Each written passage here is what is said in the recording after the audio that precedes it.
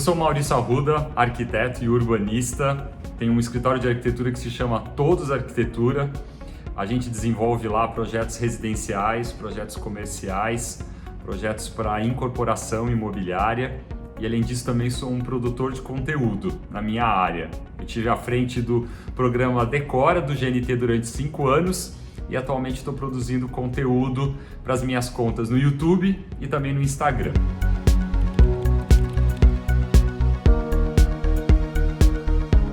A minha maior inspiração são os clientes. Parece óbvio dizer isso, mas foi um grande período, foi uma estrada longa de amadurecimento para entender que o protagonismo dos meus projetos não era meu e sim dos usuários. Então eu acho que uma grande fonte de energia para eu continuar desenvolvendo meu trabalho é descobrir histórias novas, casas novas, famílias novas, marcas novas e conseguir interpretar isso, traduzir isso em projetos.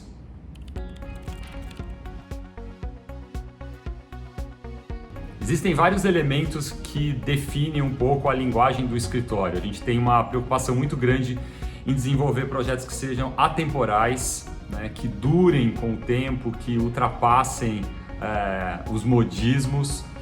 O escritório também tem uma grande preocupação em relação às questões de sustentabilidade, não só as questões ambientais, mas também a sustentabilidade econômica, social, cultural, afetiva.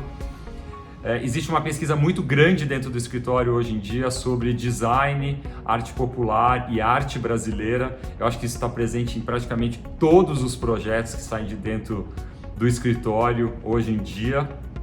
E por último, eu acho que uma grande participação do usuário, né, do cliente como um protagonista durante esse processo de desenvolvimento do projeto. A gente não faz projetos que são surpresas ou que surpreendem o cliente. Ele é um coautor de todos os projetos, ele tem oportunidades para tomar decisões, para fazer escolhas, e é ele e é com ele que a gente constrói os projetos que a gente faz dentro do escritório.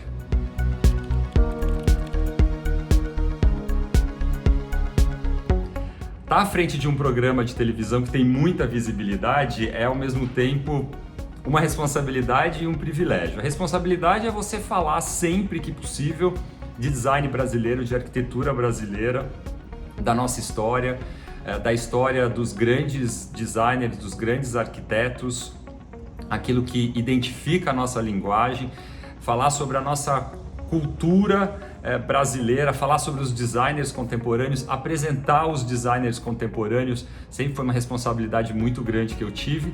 E o privilégio é poder ouvir das pessoas, né? Ouvir de uma quantidade de pessoas tão grande quais são as dificuldades que elas enfrentam no dia a dia para ocupar as suas casas, os seus apartamentos, como elas encontram soluções absurdas, criativas para viver melhor, para comer melhor, para estudar melhor, para receber os amigos, para ter mais qualidade de vida.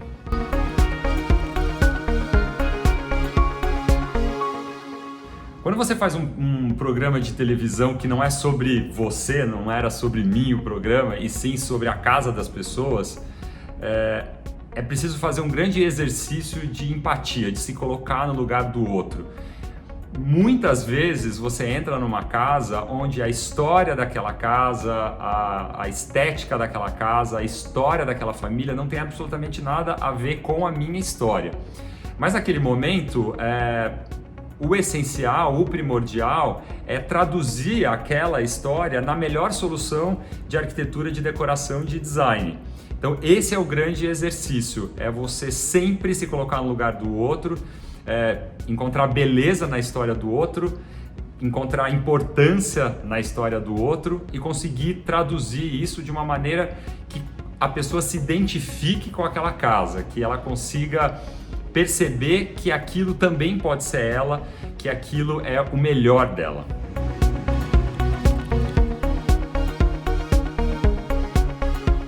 O tema sustentabilidade está na minha vida, entrou na minha vida faz muito tempo.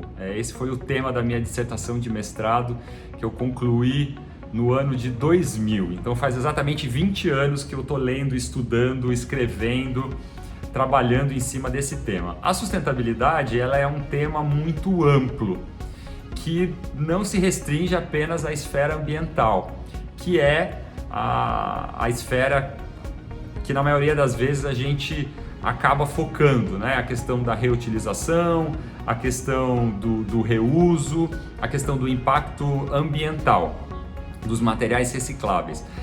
O desenvolvimento sustentável e a sustentabilidade tem vários outros aspectos: econômico, social, cultural, afetivo.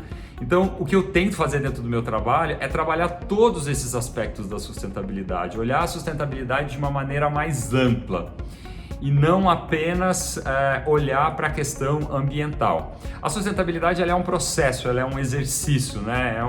É um horizonte para onde você mira e fala: olha, eu quero levar meu trabalho nessa direção.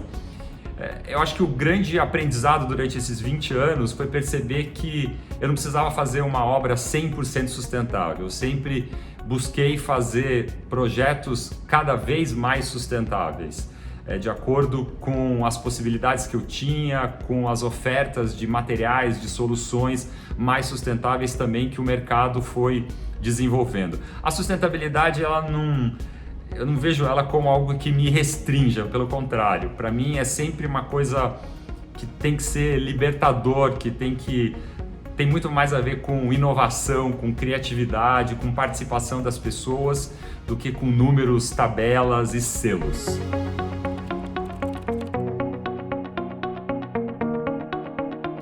Toda vez que a sociedade passa por uma grande transformação, a gente passa por uma grande transformação, automaticamente a nossa casa muda também, ela precisa mudar.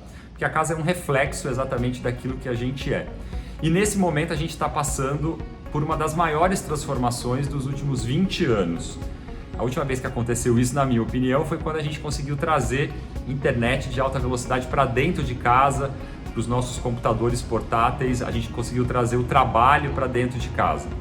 Essa transformação, ela está acontecendo de várias maneiras diferentes. Existem várias transformações acontecendo ao mesmo tempo. Existe essa transformação em relação ao trabalho, existe uma transformação em relação à tecnologia. A pandemia, por exemplo, ela potencializou várias coisas que já iam acontecer dentro de casa, os eletrodomésticos mais inteligentes, um uso mais intensivo e não só relacionado ao entretenimento da tecnologia dentro de casa, a tecnologia em parceria, em paralelo ou junto, integrada com eletrodomésticos, por exemplo, eletrodomésticos e utensílios de casa mais tecnológicos para facilitar a limpeza, preparo de alimentos, para você conseguir, por exemplo, malhar dentro de casa, estudar dentro de casa. Existem transformações em relação à higiene, obviamente, existem relações relacionadas à alimentação, existem mudanças relacionadas a conforto acústico, existe também uma grande preocupação, uma preocupação maior ainda do que já estava acontecendo, da nossa relação com a natureza, da nossa relação com a cidade. Então as questões que envolvem ventilação, iluminação natural, plantas, paisagismo. A gente está passando por uma grande transformação. A casa já não é mais a mesma casa de um ano atrás, com certeza não.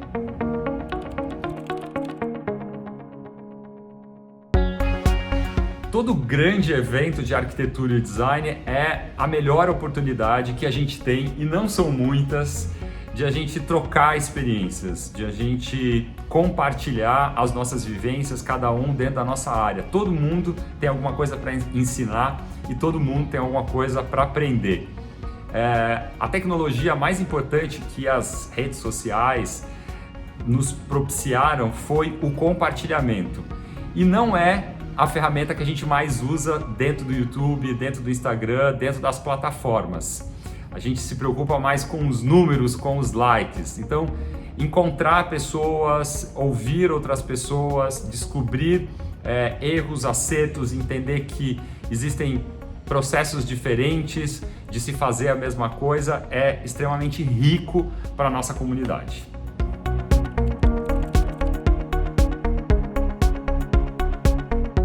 3 dicas para estudantes de arquitetura e design. Primeira dica é buscar sempre fazer um trabalho autoral. O mercado precisa de profissionais criativos.